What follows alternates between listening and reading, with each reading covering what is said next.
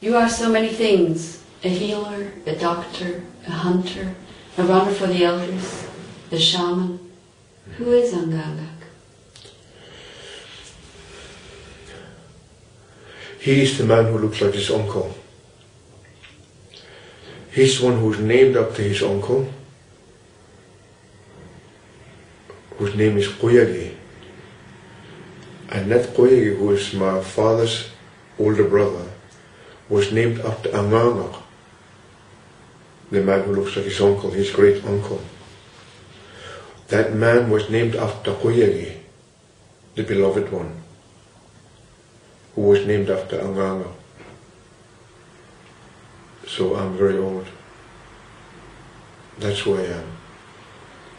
Out of that, I've been trained and accepted responsibility to be a shaman. Now, just recently, my only living uncle left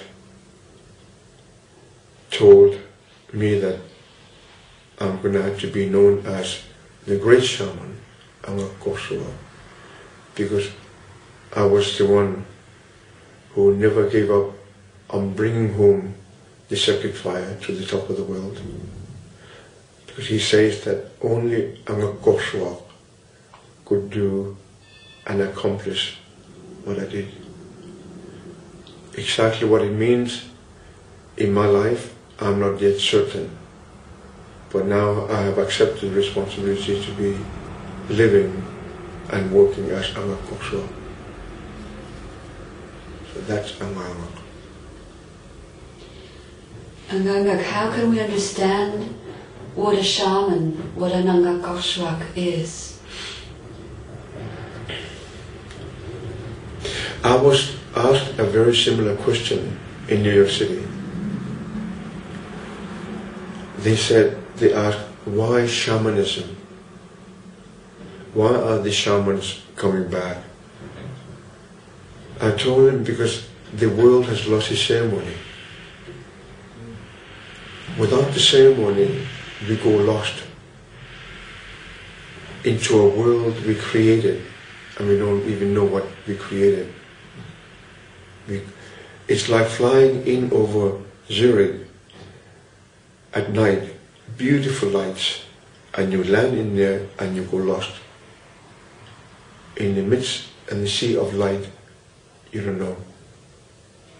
So everything we have done, we've done now with our ceremony. And the only thing we know now is to do things ritually, because that's the way it's been done. So you don't allow yourself to grow. You just do it because that's the way it's been done. My grandmother told us that life is a ceremony in itself, worthy celebrating with a ceremony. And she wanted us to celebrate every day with a ceremony. So I woke up this morning in Basel, and I'm lying in bed and remembering what my grandmother said, life is a ceremony in itself. So I say, oh, oh, oh, oh, oh,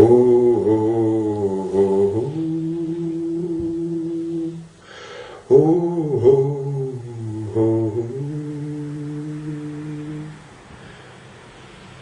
In my prayer, I did the ceremony, this song on my heart. Because without that, I would do the same old stuff as I've been doing. And I don't want to do that. I want to grow. I want to be continually evolving. And one day have my heart smile with a beautiful smile.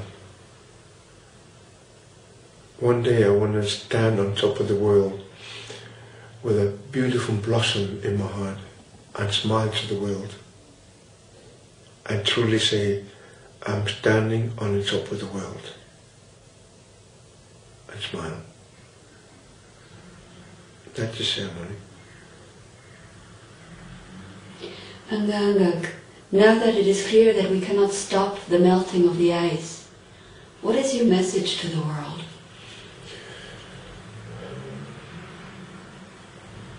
That is really a fascinating question. I go and give talks, and people listen, and I've seen many tears coming down the faces of people, and I talk to them many times. My heart can be filled with tears, both of sadness and joy.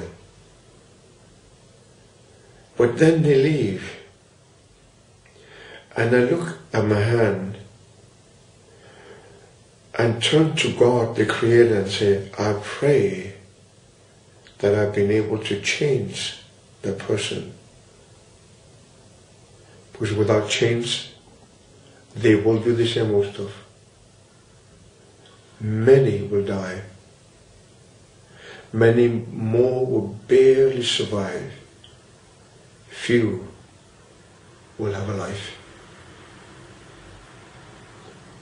In my talk, I emphasize that what I want is to have a life. I want to have a life to the very end of my days on this earth. And I want to be able to create life for my grandchildren and their grandchildren with an incredible gift of the earth we call Mother Earth and what she had to bring. But if we don't change, we will not have the beauty of earth we call Mother Earth. We will live in a drudgery of everyday life, sinking within ourselves.